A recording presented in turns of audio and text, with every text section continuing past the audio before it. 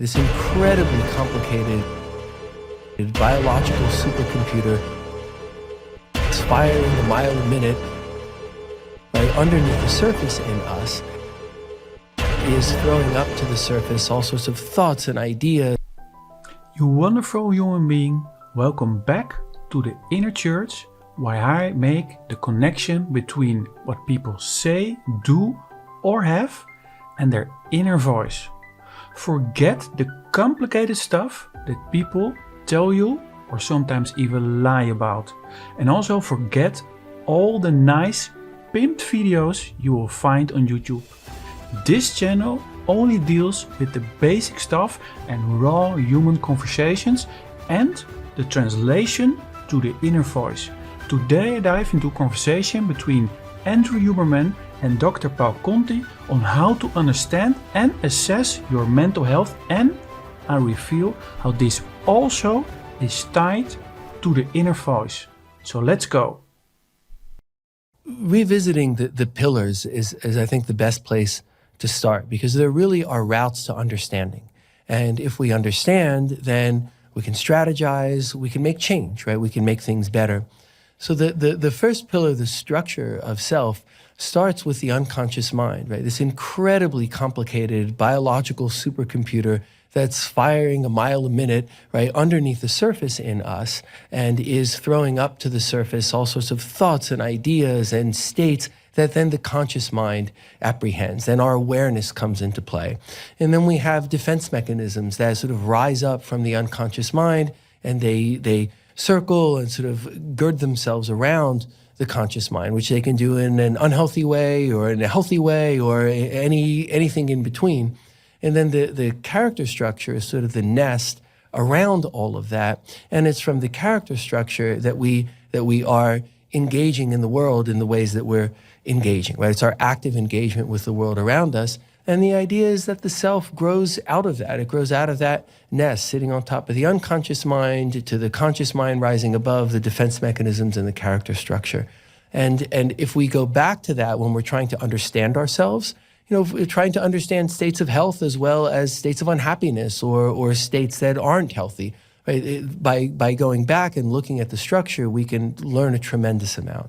And the other side, the other pillar is the function of self. And it really starts with the self-awareness, right? The awareness that, hey, there is an I, right? I am in the world, right? These 24 hours in the day are going to pass today, and I'm going to be doing one thing or another. I'm to some very significant extent deciding how am I going to engage in the world around me during that time, right? So on top of that are the defense mechanisms in action. So defense mechanisms, remember, are unconscious. So there's a lot then going on inside of us that's determining sort of the field set of options, right? There may be a lot of automaticity that narrows down the set of options of what we may entertain, what we may be aware of, what we may decide. And that could happen for better or for worse, depending upon the health of the defense mechanisms.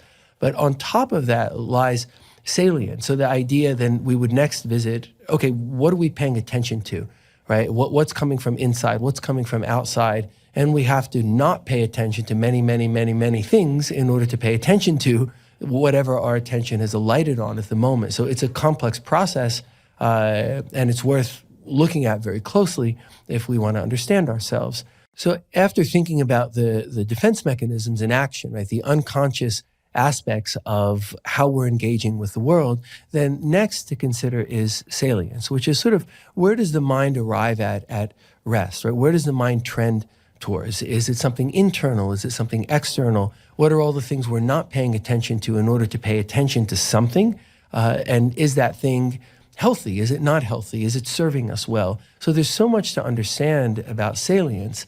And then the next step beyond that is understanding behavior, right? How are we engaging with the world around us? What are our behavioral choices? What are our automatic behaviors? And then sitting on top of all of that are our strivings. So we have a sense of wanting something in the world around us. And like, what is that? And how are we trying to get to it? And how does it make us feel? So if we look at... Okay, let me stop right there, because there's a lot we need to unpack. But first, let's take a look at structure and foundation of self, salient mind from a psychological standpoint. When we look at, for instance, Carl Rogers, who is widely regarded as one of the most eminent thinkers in psychology in the 20th century, with this humanistic approach to psychology, Roger proposes that the self-concept is a continually evolving structure influenced by personal experiences and the feedback from significant others. This concept is deeply rooted in our perceptual field and is tailored to our individual experiences. And the salient mind refers to the process of attributing importance to certain aspects of our experiences while ignoring others. When something is salient, it stands out, grabbing our attention more than other elements in our environment. This selective focus forms an essential part of structuring the self, helping in aligning our experiences with our self-concept. And when these elements are in harmony, it fosters a life rich with personal growth and fulfillment. And now, back to the video where they talked about the structure of self, function of self, this to arrive at a sense of agency, which means control over actions and their consequences, and gratitude. The I, the self, the salient mind, that is the ability to detect things of possible importance in a stream of sensory information, and understanding behavior, engaging with the world, and strivings. Okay, now let's try to translate this complicated stuff to the inner voice, and also share your point of view about the inner voice in the comments. Again, the inner voice is about the two inner voices that we all have in our mind, the voice of insecurity and the voice of security. And when you become aware of both inner voices, you are present and you are able to distinguish between what you can ignore and what you do not ignore, the salient mind. So when we look at what they talked about, and gratitude, a sense of awareness, gratitude follows when both your inner voices are in balance with each other. So not the voice of insecurity is the dominant one and talking about fear and anxiety all the time, and not also only the voice of security that gives you confidence, but both voices are aligned with each other. Then you are in balance and both your inner voices are one again. Just like when before a child is born, of course, he doesn't understand words. So there is not an inner voice. He just has pictures in his mind and he has sensory inputs.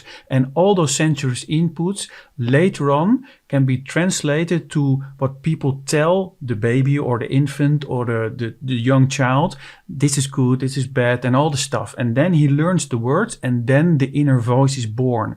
Before that, there is no inner voice. There's just inner peace. And that's why we also always say that children have a sense of purity in them. And the purity is because they only receive sensory input, just like animals. But when they grow up and we assign words to things, we say this is good, this is bad, then the inner voice is born. And also the inner voice is divided in two inner voices, the voice of insecurity and the voice of security. And this is also the moment when our identity is born. They talk about that later on in the video, but the I, the sense of self, the awareness is all tied to the two inner voices and you being aware of the inner voices, and the I stems from how you perceive yourself, and this is tied to which of the two inner voices in certain situations is the dominant one. There are many situations and environments, and in each environment and in each situation, one of the two inner voices can be more of the dominant one. So it's not that always your one voice is the dominant one, that it can change depending on your interactions with people, depending on your environment. All together make up your I, your identity. Let's get back to the video. That we really all do have access to this if we're looking in those cupboards, those 10 cupboards, and asking the right questions. Yes. And to maybe comment even a little further on the experience of you and the dog, right? So it was an experience of delight, right? and you enjoyed it and it brought a sense of peace and contentment, like all of that happens, right? But think about what that's linked to. Like, I believe there's a strong sense of agency in you that you are enacting. There's a strong gratitude in you that you're enacting. You're handling your life in a way. And also for all of us, good things always come with good fortune, but it comes with our strivings and our achievements, that you're in a place to delight in that, right? If you're unhappy, like, I don't like what I'm doing, I'm angry, I'm frustrated, right? Then there's no room in you to find the delight, right? And the delight that you find is also very much linked to the generative drive, right? It makes me think of how you loved and nurtured Costello, right? So you have it in you to love and nurture a dog, and you have done that in a really wonderful way. And that generative drive is part and parcel of the delight you feel when you see a dog, because you love dogs and you think about nurturing, and it all comes together. The agency and the gratitude expressed as verbs puts you in a position to have that sense of delight, which is so intertwined with your generative drive, with a sense of caretaking, a sense of creating the beyond self. Because although you enjoyed and loved Costello, you enjoyed and loved his happiness, right? So it all comes together. And I think it's interesting because in some ways it's a simple example, but like, that's life. You know, life has its big moments, but so much of our lives are the smaller moments that link together. And I think that smaller moment, it becomes a big example. But first, a message of encouragement. The only way I can grow this channel is for you to simply hit that subscribe button and give this video a thumbs up. So can you please do that now? By doing so, together we both can explore a wide area of topics like faith, religion, Christianity, Judaism, spirituality, law of attraction, consciousness, atheism, human behavior and emotions, mindfulness, success, wealth, happiness, relationships, parenting, and even thought-provoking topics like identity politics, virtue signaling, cancer culture, diversity, gender, conspiracy theories, and politics. All through our unique inner church lens.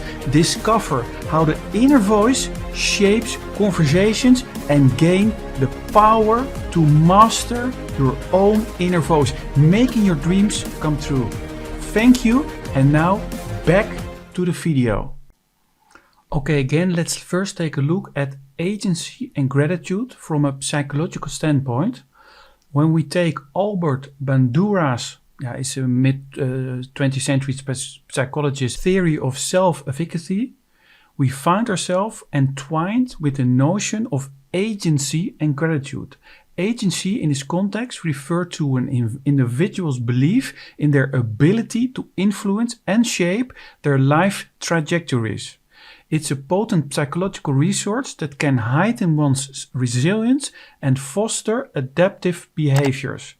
Now, intertwining this with the concept of gratitude, which involves recognizing and appreciating the positive aspects and contributions of others in our lives, we find a symbiotic relationship. Practicing gratitude can reinforce our sense of agency by acknowledging the interdependent nature of human beings and fostering relationships that bolster our belief in our own capabilities. Through this harmonious interplay, we are guided towards a pathway of psychological well-being and growth. And in this video, Huberman and Paul talk about an experience of delight, generative drive, creating beyond ourselves. Okay, now let's translate again this to the inner voice instead of all this complicated stuff, and let me know in the comments how your inner voice impacts your life. So when we talk about delight, this means that you're delightful. And the only way you can be delightful is when your two inner voices are in balance. So not the voice of insecurity is the dominant one, because the insecurity voice gives you all the unhappiness, all the anxiety, all the fear. And if you experience those emotions, of course, there's no delight in your life. So the only way you can achieve delightment, feeling delightful, is by using the 5 transformations. Ignore the voice of insecurity, then be amused and inspired by the voice of insecurity, then be guided by the voice of security, the other voice, then take action, and then finally understand that your two inner voices will always be there, so you have to befriend both inner voices. And when you're in that state, then you can feel delightment. The other things they talk about is drive. You can also say passion. Drive gives meaning in life. And of course, the only way you can experience that drive is again when your two inner voices are in balance. That's why we also say you can try to follow any course, motivational course, personal help, read personal health books or whatever you can do, but you first need to fix your two inner voices. And only when your two inner voices are in balance, then it makes sense to pursue all your dreams. So that's why we say first fix your inner voice and then go to all the gurus, the Tony Robbins, or whoever, who can teach you how you can improve your drive, how you can reach your goals and all the things. And the third thing they talked about is creating something beyond yourself. So not only be a narcissistic person, but also help others. And the only way you can help others, again, just like in an airplane, you first put on the mask on your child and then on yourself. This only happens when you're in balance with your inner voices. So again, nothing works until you first have fixed your balance of your inner voice. So that's why it's so important. So let's get back to the video and see all the other amazing things they have to tell you. Right? Because we know that we had it before. So think about in this man, he felt that he couldn't make change. Like now he's stuck, right? Like I got a lot of things done. I was able to get myself into this school and achieve this and, you know, and then get this job. Like he could do all of those things, but now he feels like he can't do anything to make himself happy. So like we know he could do that. He had a strong sense of agency. He doesn't now, right? And like people often do, they feel a sense of loss. Like naturally, I've had this happen in myself. Like it feels like something's cut out of you and there's something hollow. I had that thing and now I don't, right? Hence the I'm broken, I'm hopeless, the things that we hear over and over and over again. So think about the shift in this person to like what's actually going on, which isn't that hard to discern. We just pay attention to it. So then if we run up the structure of self, we say, okay, not a lot of it is rooted in the unconscious mind, right? There are problems of overvaluing certain things, but they're in the conscious mind. He knows, like in his household over dinner, it was, you know, dad or mom, being proud of some dollar amount that they had achieved. So that narrative exists, and he's like, yeah, like money was a big deal in my family, kind of thing. Right. I mean, by the way, I'm not speaking about my family, but rarely were there discussions about money. There were discussions about other things, of course. But in this hypothetical, and he knows real patient. Sorry, right. Yeah. He knows he overvalues it. Right. He knows that independent of what money buys and what he needs and all, like he just puts too much importance in money, and he knows that. Right. So, okay, they're conscious mind issues. He's pretty aware of them and they're pretty kind of set in him. Like those are the issues and they're there. Okay, we learned that. Then we go look at his defensive structure. Boy, that's very, very helpful to talk about. Wow, like you had a very healthy defensive structure. What were you doing before? A lot of sublimation, right? Could you explain sublimation? Yeah, take anxiety or tension or something negative in the self, or that could be negative, and you channel it towards something positive, right? He channeled that energy towards learning, right? He channeled some of the aggressive drive, right, into a sense of agency that got achievement. So you look and said, right, those, you know, that. Okay, so first, what can be said about feeling stuck, the defense mechanisms, and sublimation from a psychological standpoint? When we look at Sigmund Freud, we can learn more about feeling stuck and the role of defense mechanisms. Freud elucidated that when individuals encounter conflicts or stressors, they may deploy defense mechanisms to protect the ego. These mechanisms can sometimes lead to a feeling of being stuck, unable to move forward due to unresolved conflicts.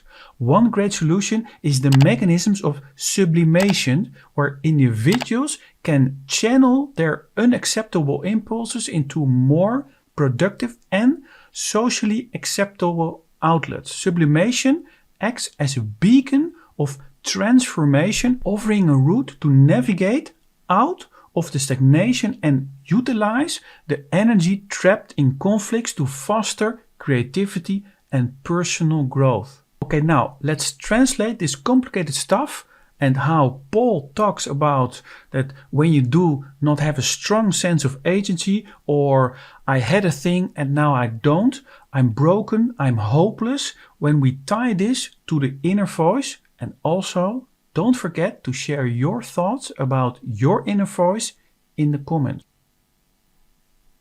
Okay, by now you should know that the inner voice is responsible for everything in your life, also how you feel. So when you feel stuck, this means, because feeling stuck is just the word, that the voice in your head is telling you something. And as you can imagine, this is not the voice of security that is telling you something. No, it's the voice of insecure. The voice of insecurity tells you you are stuck. Why can I not move forward? I had this, now I don't have it. All those talks, that negative talks in your head, is because of the voice of insecurity. The voice of insecurity.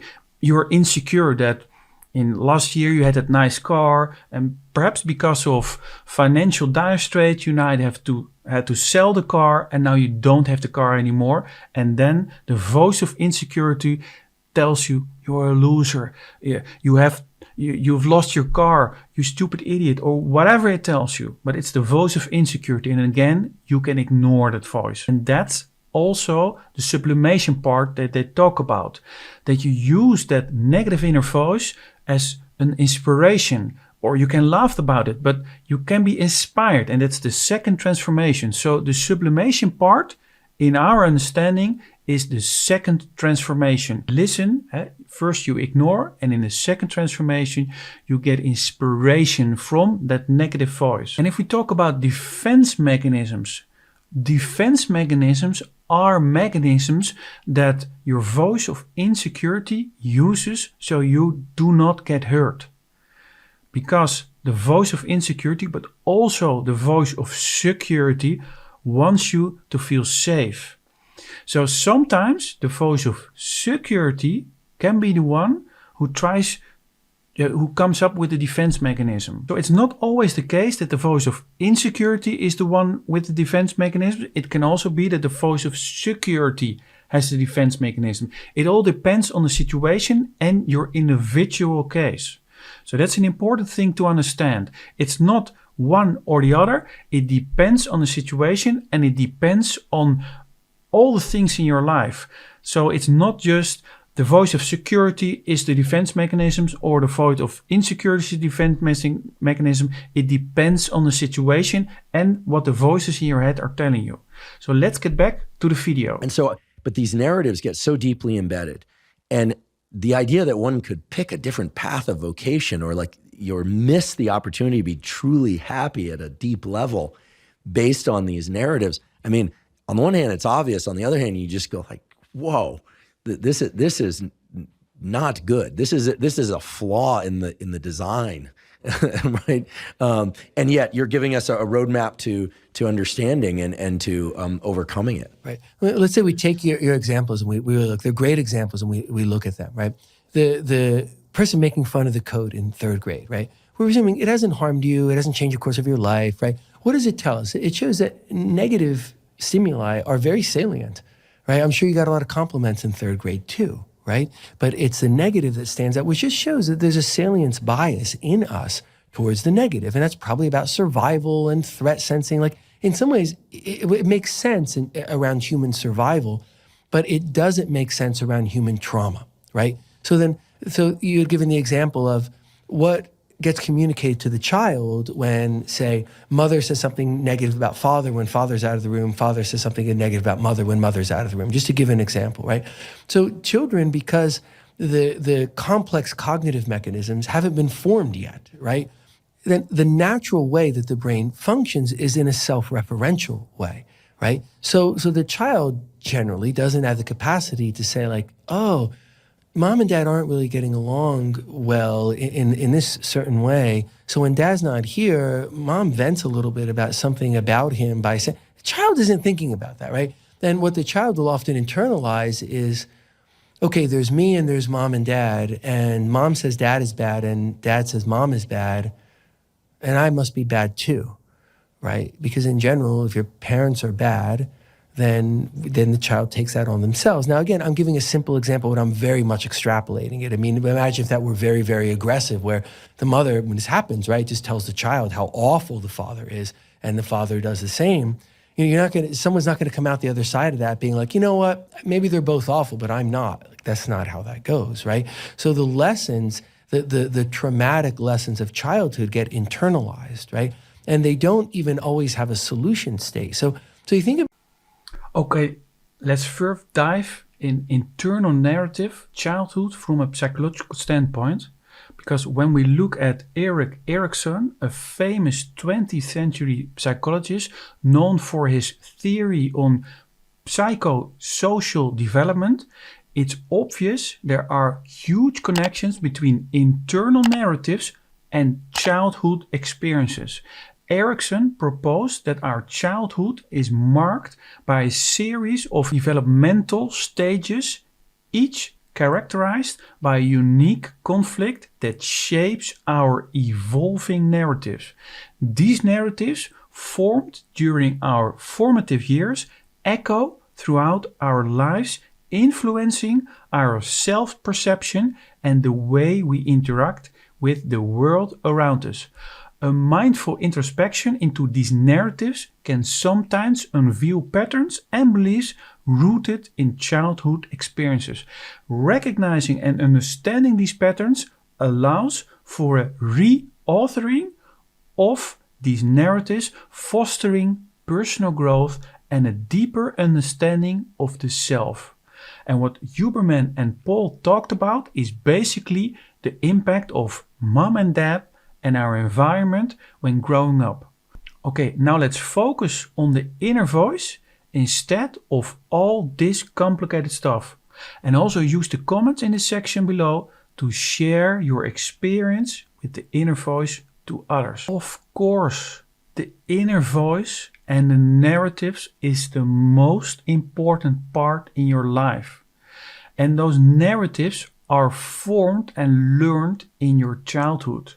Because before you had words and a vocabulary, you didn't know things. So you just looked and you only had sensory input. And then your parents, teachers, or peers learned you the words. Positive words, negative words, bad, good, and all those things. And you stored all those things in your brain. And then your inner voice emerged and is around 2 to 4 years old. When you see children using words to describe things, pa, mama, and all those things, those are the words. And then your inner voice is born. And after it is born, it splits into two different voices, the voice of insecurity and the voice of security. And when your mom talks bad about your dad, your voice of insecurity learns those words. And it can be that later on in life, those words you repeat to yourself or in situations with others. And yeah, there are many things you can do, trainings you can follow about how to identify what your inner voice is talking about. But the most important point in this part is the impact of your childhood and the narratives in your head. And the narratives are either told by your voice of security or your voice of insecurity. But it can be that in one story, for instance, your big childhood story, in one part your voice of security does the talking when you talk about sports and you are very good at sport. Then your voice of security does the talking. But for instance, if you are bullied at school, then your voice of insecurity does the talking. So it can depend on various situations and actions and all the things. But the most important part is your inner voice shapes your life. And Huberman was surprised about the impact that it can have. But of course, if your inner voice, the voice of insecurity, is the dominant one in a certain area of your life, of course, that has major impact in your life. But let's get back to the next part of this video. Because I feel like it might be an exploration of this aggressive drive. And if someone's doing that, are they trying to like mask something else? And why do people react to these seemingly powerful people in this way? These things happen in the world around us, right? They're independent of the spectrum of gender, the spectrum of intelligence, achievement, right? They're human problems. So a person you're describing, whether that person has character structure problems that are present with them across time, or whether they're in a certain place, whether it's in life or today, like we don't know for sure what the underpinnings, but what you're describing it's a presentation of narcissism, right? And remember, narcissism is rooted not in confidence, not in arrogance, right? It's rooted in vulnerability. It's rooted in, I don't feel good enough. And narcissism then engages with the world through the lens of envy. So no one else gets to have any time. No one else gets to say anything funny. No one else maybe gets to say anything at all, right? There's a dominance of the room, right? There's a dominance of the room that comes through an inability to tolerate the back and forth of human interactions, right? Human engagement, right? So then that person becomes very dominant. And why is that? Because when they tell a story and they get a laugh, or even if it's not that funny and it's the 15th story, but somebody smiles a little bit or nobody smiles, they can perceive inside that like, I just did that, I said that, and maybe somebody responded positively. I feel good about that. For a split second, now that's gone. And then the next thing comes and the next thing comes, because people who are coming at the world through the lens of narcissism, whether it's just in that particular event, right, or it's across life, right, are never satisfied. And nothing ever brings enough goodness. Nothing ever brings enough feeling of pleasure. So the person then wants more, and that's how the person dominates the room. Now that can be very seductive, right? Narcissistic people, not always, but are often very seductive because of that appearance of mastery, right, of control. So that person did have, we could look at it in the short term and say, that person had mastery over the room, right? No one said anything for an hour but them, right? So they had mastery over the room. They had control over the room. But what they're doing is exerting over control, right? In the short, it's like, penny wise and pound foolish, right? They borrow $1 today to pay back 100 tomorrow, right? Okay, let's first use a psychological lens to look at narcissism, destruction, and envy. Take, for example, Otto Kernberg, a 20th century psychoanalyst and a professor of psychiatry and significant figure in the field of object relationship theory. We can learn a lot about psychological constructs of narcissism, destruction, and envy. Kernberg pointed out that narcissism is not just an excessive love for oneself, but is deeply intertwined with destructive tendencies and envy. A narcissistic individual harboring a fragile sense of self often resorts to destructive behaviors as a defense against perceived threats to their grandiosity. This destruction is also closely linked with envy, where narcissistic individuals might attempt to depreciate and devalue the qualities and achievements they cannot possess. Understanding these complex interrelationships offers a lens to comprehend the profound psychological distress underlying narcissistic behaviors and highlights the pathways to therapeutic interventions.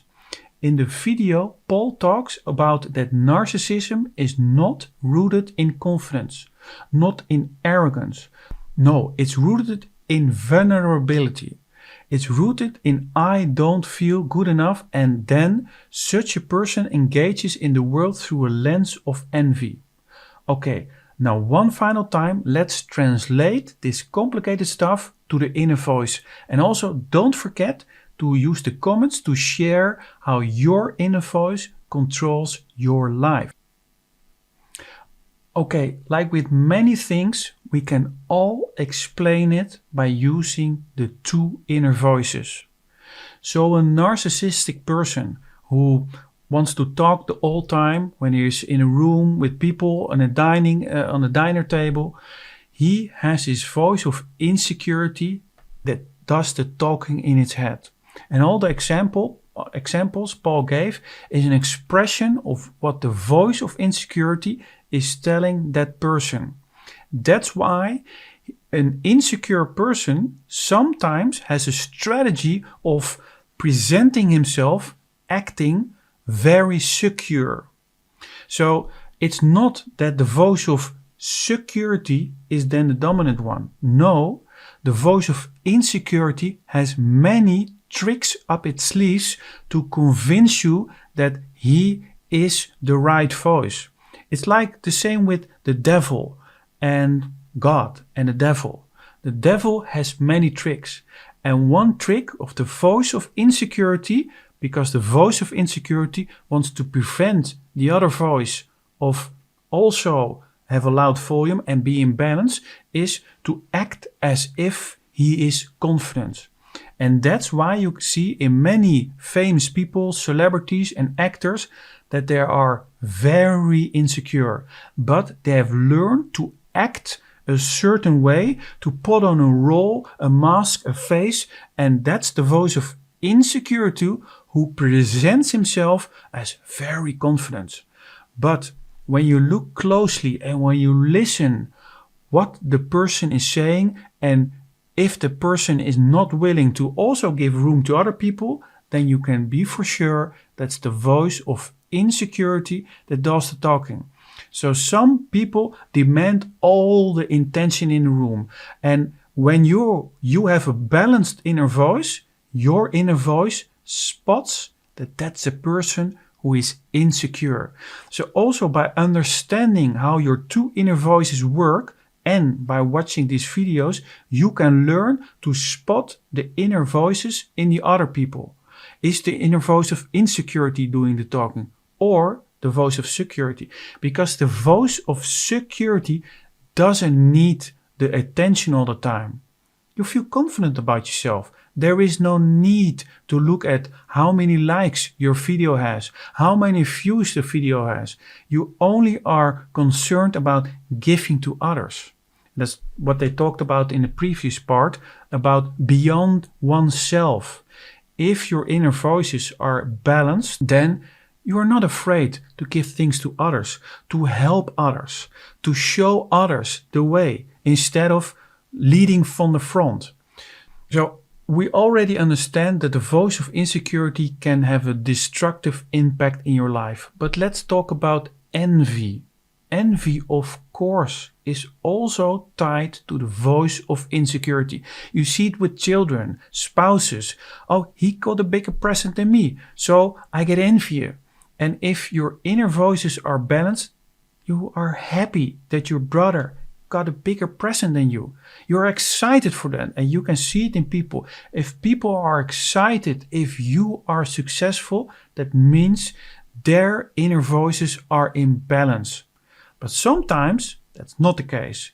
It can also be that the voice of insecurity is the dominant one, and that's why someone is excited, because then that voice also gets some attention, because some people act as if they are excited. But when you look into their eyes or you look at their real actions, you can see it's the voice of insecurity that's faking to be happy. And that's why this channel is called The Inner Church, and we put a lot of attention to looking at how the two inner voices shape your life. So thanks for watching, and until next time. In the meantime, listen to your inner voice and take control of your life. And let me know in the comments what videos you want me to make. Until next time.